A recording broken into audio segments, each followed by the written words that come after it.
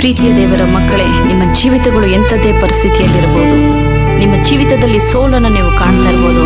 ಆದರೆ ದೇವರು ಹೇಳ್ತಿದ್ದಾರೆ, ನಿಮ್ಮ ಪರಿಸ್ಥಿತಿಗಳನ್ನು ನಾನು ಬದಲು ಮಾಡ್ತೇನೆ, ನಿನ್ನ ಜೀವಿತವನ್ನು ನಾನು ಜಯವಾಗಿಸ್ತೇನೆ.